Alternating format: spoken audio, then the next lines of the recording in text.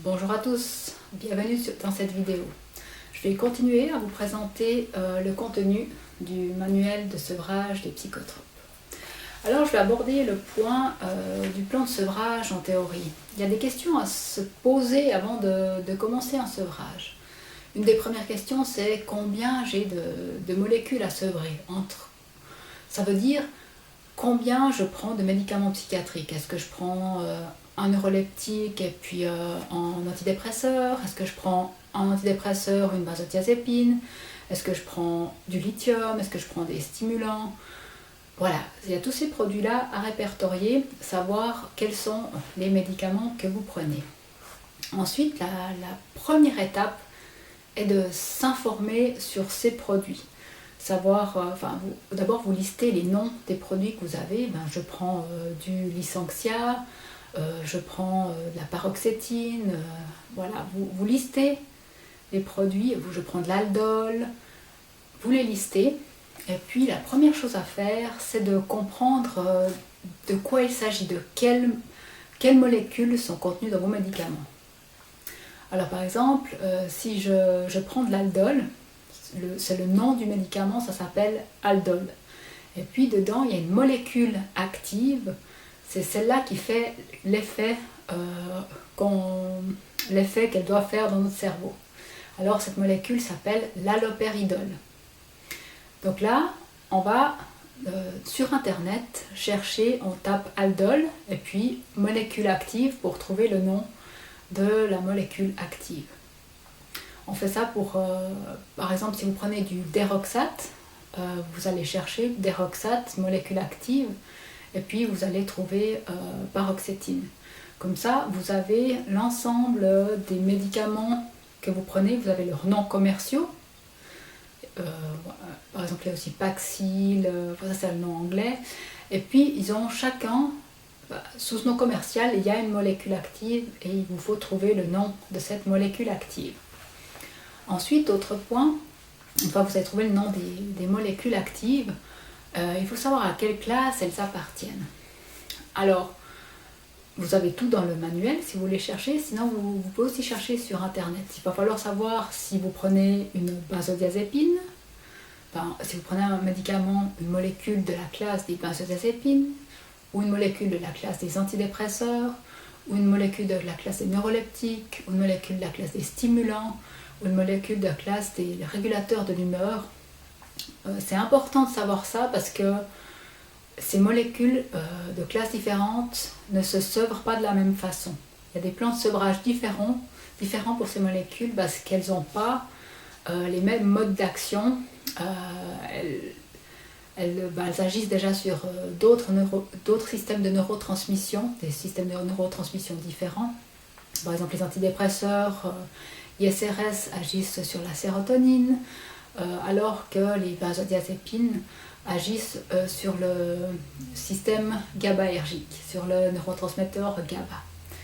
Donc là, il va falloir classer chacun des médicaments que vous prenez pour savoir à quelle catégorie il appartient et quelle est sa molécule active. Ensuite, c'est bien aussi, avant de commencer un sevrage, c'est de répertorier les autres molécules que vous consommez chaque jour qui ont un effet sur le cerveau, soit qui le stimulent, soit qui l'éteignent, le freinent. Donc il y a la nicotine, l'alcool, les excitants, les boissons excitantes, il y a aussi le cannabis, toutes ces molécules-là, il faut aussi les répertorier parce qu'elles peuvent avoir une influence sur le sevrage. Parfois, il a été constaté que des fois c'était mieux d'arrêter de fumer, par exemple, avant de faire le sevrage. Par contre, n'essayez pas d'arrêter de fumer pendant le sevrage, mais arrêtez de fumer après.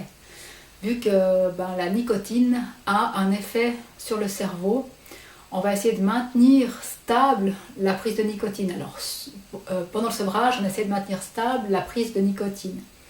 Donc, soit vous arrêtez de fumer avant le sevrage et vous faites ce sevrage sans nicotine, soit si vous n'arrivez pas à arrêter de fumer avant le sevrage, vous ne touchez pas à la cigarette, à la nicotine pendant le sevrage, parce qu'il ne faut pas faire... Le cerveau aura déjà bien assez à faire avec la diminution de la molécule que vous prenez du médicament psychiatrique pour ne pas encore devoir subir l'état de manque en nicotine.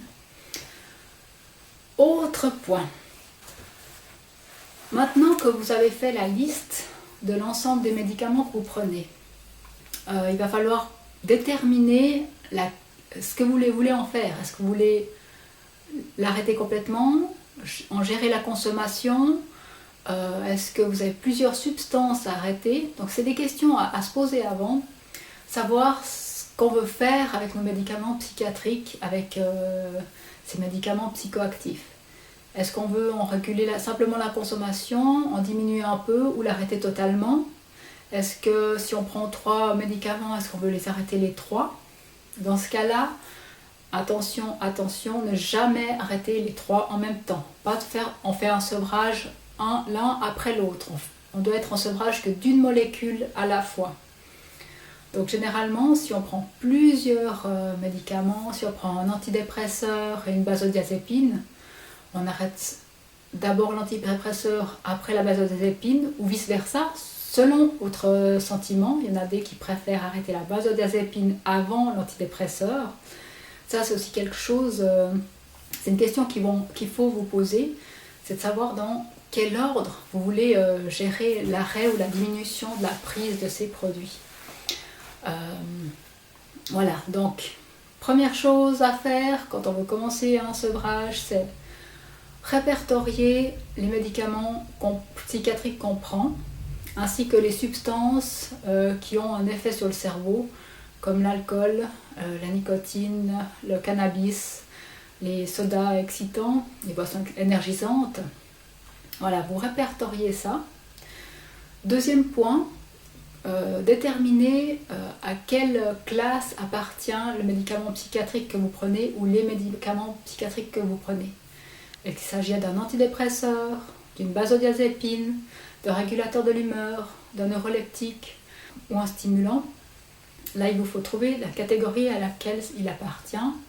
Et ensuite, pour chacun des médicaments que vous prenez, déterminer quelle est la molécule active, trouver son nom.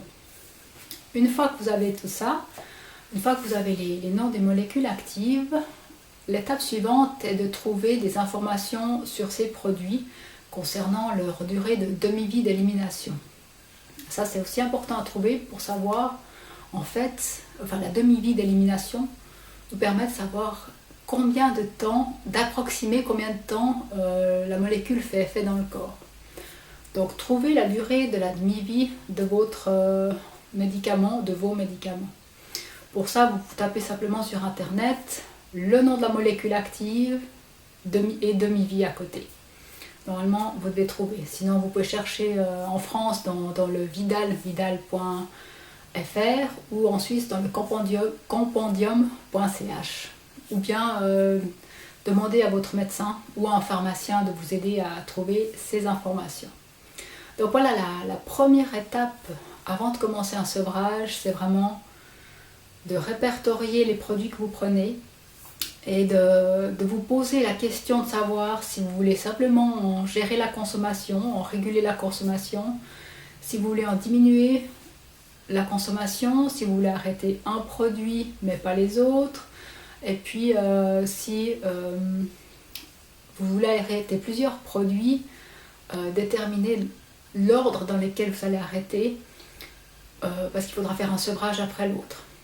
Dans la prochaine vidéo, je vais parler de comment choisir, parce que c'est souvent le couple antidépresseur benzodiazépine est très fréquent, donc je vais vous parler de comment choisir l'ordre d'arrêt de ces médicaments. Est-ce que, si vous décidez d'arrêter, est-ce que j'arrête en premier l'antidépresseur et après la benzodiazépine?